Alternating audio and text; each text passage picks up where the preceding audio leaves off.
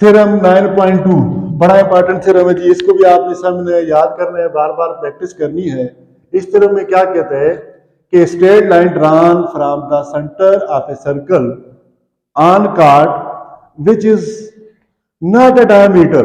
कहते हैं कि जो स्ट्रेट लाइन आप सर्कल के सेंटर से ड्रा करेंगे कार्ड पर, वो कार्ड डायमीटर नहीं है, इज परपेंडिकुलर ऑन इट। हमने ये साबित करना है कि वो जो स्ट्रेट लाइन हमने सर्कल से ड्रा की थी वो परपेंडिकुलर है या नहीं। दूसरे लफ्जों में हमने ये प्रूव करना है कि वो नीचे 90 का एंगल बना रही है या नहीं, इसको प्रूव करते हैं। देखिए तो इसी तरह जी सबसे पहले हमारे पास क्या होता है जी, गिवन। क्या होता है जी, गिवन। फिर उसके बाद टू प्रूव कंस्ट्रक्शन, और नीचे प्रूफ।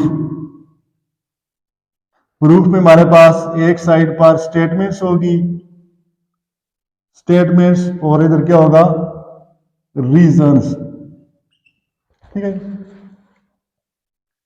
ये सारे जो हमारा पास थ्योरम है उसकी ये स्ट्रक्चर होगी। ठीक है, अब हम गिवन में ये है कि गिवन में इस तरह लिखेंगे, a circle with centre O, a circle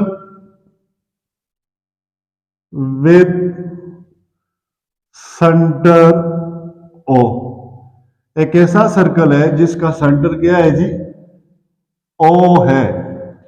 ठीक है, A B is a chord of circle, A B is chord of the circle, A B a chord है इस सर्कल की, which is not a diameter, मतलब वो centre से पास नहीं हो रही। ये एक ऐसी कार्ड है जो डायमीटर नहीं है। उसने कहा था कि स्ट्रेट लाइन ड्रा करो from the centre of a circle on A card which is not of diameter is bisected. उसने क्या कहा था, बाइसेक्टेड। इसका बाइसेक्ट का मतलब होता है दो बराबर हिस्सों में काटना। बाइसेक्शन का क्या मतलब है, दो बराबर हिस्से करना ना। इसका मतलब है कोई यहां पर जरूर मिड पॉइंट होगा, N is the mid point of A B. तो ये हमारे पास जो ए बी कार्ड है इसका एन के मिड पॉइंट है। देखिए ये बात आपको समझ नहीं आएगी कि एन मिड पॉइंट क्यों है। उस मिड पॉइंट इसलिए है कि उसने कहा था कि जब आप इसके सर्कल के सेंटर से स्ट्रेट लाइन ड्रा करोगे कार्ड पर, किस पर, उस कार्ड को बाइसेक्ट करेगी वो स्ट्रेट लाइन। तो अगर वो उसको बाइसेक्ट करेगी, बराबर हिस्से करेगी, तो इसका मतलब एन मिड पॉइंट है। एन क्या चीज है जी, मिड पॉइंट। ठीक है, N is the mid point of A B. ये चीज आप गिवन में आ गई। ठीक है, उसके बाद is perpendicular on it, is perpendicular on the card. हमने ये प्रूव करना है कि ये जो ओ एन है, ये जो स्ट्रेट लाइन जो हमने इसके सर्कल के सेंटर से ड्रा की थी, O N is perpendicular to A B. हमने ये प्रूव करना है कि ओ एन ए बी पर परपेंडिकुलर है या नहीं, ये चीज हमने प्रूव करनी है। उसके बाद अगले चले जाते हैं जी कंस्ट्रक्शन। तो कंस्ट्रक्शन बिल्कुल आसान है, आपने क्या करना है, join O to A O to be. ये हमारी कंस्ट्रक्शन है, ये हमारी क्या है जी, कंस्ट्रक्शन। तो कंस्ट्रक्शन में लिखेंगे join O to A B, इसको ज्वाइन कर देंगे ओ से ए के साथ और से बी के साथ। इस एंगल का नाम 1 रखते हैं, इसका नाम 2 रखते हैं। ठीक है, स्टेटमेंट। अब प्रूफ में आ जाते हैं।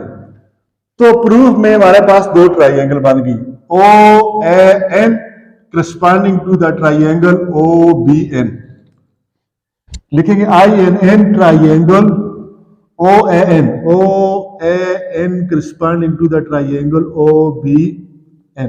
ये हमारे पास दो ट्राइंगल, इनकी हम कंपैरिजन करते हैं, मुवाजना करते हैं, 1-1 करस्पॉन्डेंस करते हैं कि कौन सी चीज किसके बराबर है। देखें ओ ए रेडियस है, ओ बी भी रेडियस है, तो रेडियस के बराबर होता है।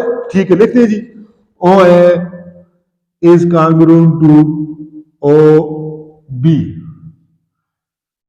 तो radii of same circle, of इसकी reason same circle, radii of same circle. एक बात, तीन चीजें आपने पूरी करनी है।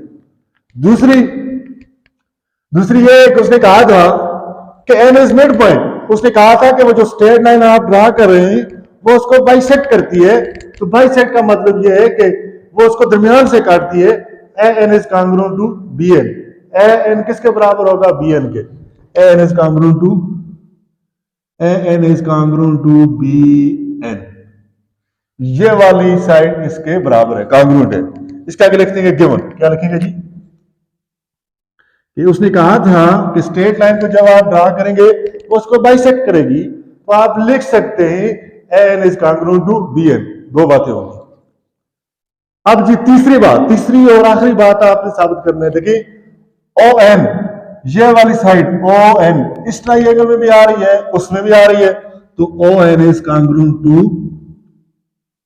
ओ एन। इसको आप क्या लिखेंगे, कॉमन। ये दोनों ट्राइंगल में क्या है जी, कॉमन है। अब तीन चीजें हो गई ना, side side side is congruent to side side side, तो इसका मतलब ये है कि ये दोनों ट्राइंगल आपस में क्या है, कांग्रुएंट है। तो therefore triangle O N is congruent to triangle O B N.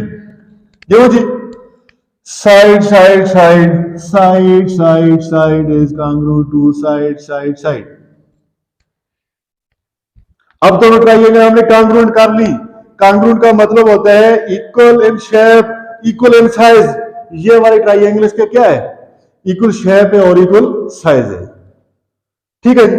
अब जब दोनों ट्राइंगल आपस में इक्वल हैं तो इसकी तीनों साइड, उसकी ट्राइंगल के तीनों साइड से इक्वल, इसके तीनों एंगल उसके तीनों करस्पॉन्डिंग एंगल से इक्वल, तो हम लिख सकते हैं कि angle 1 is congruent to angle 2। इस ट्राइंगल का एंगल 1 किसके बराबर है, उस ट्राइंगल के एंगल 2 के बराबर है। तो आगे इसकी वजह लिखेंगे corresponding angle of angles of congruent triangle. क्या लिखते हैं जी, कांग्रुएंट ट्राइंगल। एंगल 1 किसके इक्वल है जी, एंगल 2 के इक्वल है। इसकी मेजरमेंट आपस में इक्वल है। लेकिन हमें पता है कि स्ट्रेट लाइन पर जो एंगल बनते हैं सप्लीमेंट्री एंगल कहते हैं, but measurement angle 1 plus measurement angle 2 किसके बराबर है, 180 के। ये किसके बराबर है जी, इसी के नीचे आपने लिखना है, क्योंकि ये दोनों एंगल 1 और 2 एक स्ट्रेट लाइन पर बन रहे हैं। तो स्ट्रेट पर एंगल का लाइन पर जो एंगल का सम कितना होते हैं, 180 होते हैं। इसे कहते हैं supplementary angle postulate, supplementary angles postulate. ठीक है जी। क्या मतलब है कि जो हमारे पास स्ट्रेट लाइन पर होती है उसके एंगल का सम कितना होता है, 180 होता है। एंगल 1 और एंगल 2 का सम पूरी स्ट्रेट लाइन पर कितना है, 180, 180। अब एंगल 1 और एंगल 2 आपस में बराबर है, एंगल 1 और एंगल 2 आपस में क्या इक्वल है, तो कितने कितने के होंगे, इसका मतलब है measurement angle 1 is equal to measurement angle 2, और दोनों कितने के होंगे, 90 के। दोनों एंगल कितने के होंगे, 90 के।